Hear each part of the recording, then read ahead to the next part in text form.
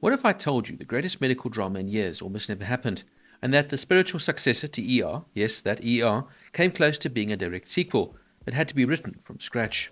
Welcome to The Pit, a show that feels less like television and more like a documentary shot in the middle of a real emergency room.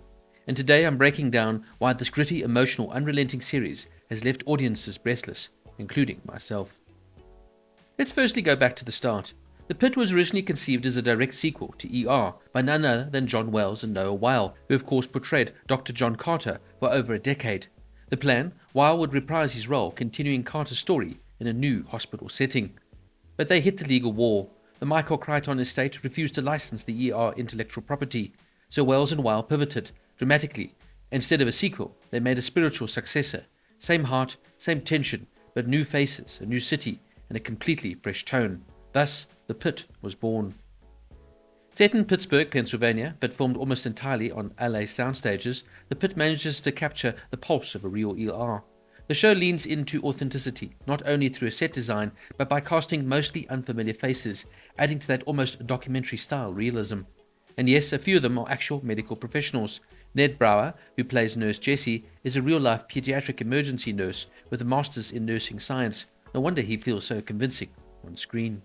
Now let's talk performances. Because The Pit doesn't just feel real, it hurts real.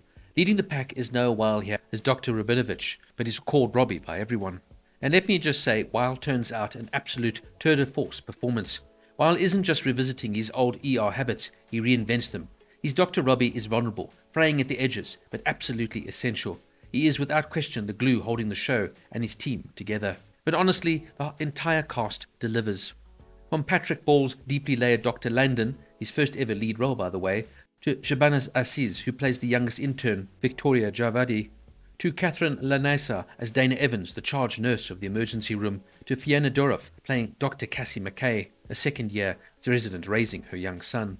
As I said, the list is too long to go through each one, but the cast are absolutely outstanding in this one, bringing nuance, depth, and emotional gravity to every scene they're in.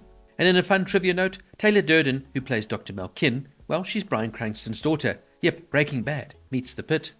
In some fun facts, despite playing the youngest character in the main cast, Shabana Aziz, who is from Australia, is actually in her late 20s, while her co-stars, who are supposedly older, Supra Ganesh and Isa Brians, are actually younger. Patrick Ball's real-life mother was an ER nurse, and his father was a paramedic. So what makes The Pit different from every other medical drama? Well, simply put, it's grounded. There's no melodrama. There's no will they, won't they romances for the sake of filler. The show is laser focused on reality and brutality of working in emergency care. And that attention to detail, well, it's incredible. The medical jargon is intense, and somehow the actors rattle it off like real doctors. It makes you appreciate just how sharp and under pressure real-life medical professionals are. I won't lie, I went in skeptical. After ER, Grey's Anatomy and The Resident, I thought I was done with medical shows. But The Pit doesn't just play it safe, it pulls you into a world of chaos, pain, and impossible decisions, and it never lets you go. And when I saw it was 15 episodes, well, at first I thought that may be too much. I considered it, spacing it over a few weeks, watching part 1 as it were, before watching part 2, but once I hit episode 2, I just couldn't look away. Every chapter is tight, every story arc feels lived in, and the way the characters evolve or break down across the hours of the day is, well, rather masterful. A special mention to the mirror rooftop scenes in the first and final episodes. As reviewed by Wyle himself, those were filmed on the same day, morning and evening, on a real Pittsburgh rooftop. A powerful visual callback and emotional gut punch to the end of a phenomenal first season. On Valentine's Day 2025, it was officially announced that The Pit is coming back for season 2, and picking up 10 months later during a tense July 4th weekend. And honestly, I cannot wait.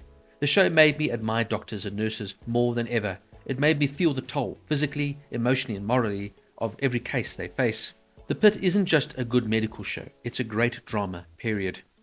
Now, one thing that also truly sets The Pit apart is it earns respect beyond just TV critics. Its response was overwhelmingly positive from the medical community. Healthcare workers across the United States and even Canada have praised the show for its accurate, comprehensive, and deeply emotional portrayal of life in the ER, with many calling the series triggering in a good way because it hits so close to home. Scenes like grieving mothers crying echoing through the emergency room, or the COVID-era flashbacks, struck a nerve.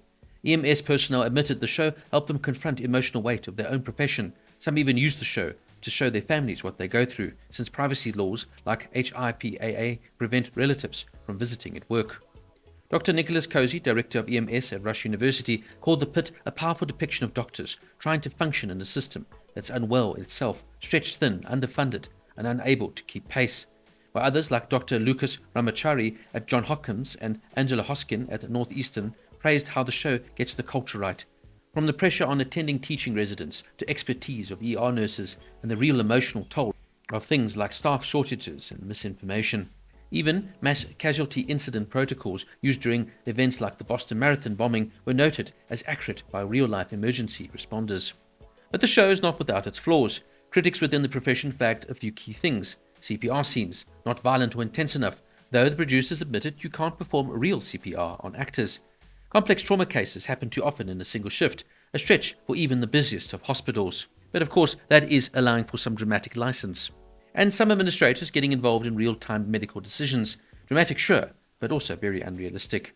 OBGYNs also called out childbirth scene with the shoulder dystocia and postpartum hemorrhage as overly dramatized and inaccurate. Still, despite the critiques, the consensus is clear. The Pitt isn't just TV done right, it's medicine shown honestly.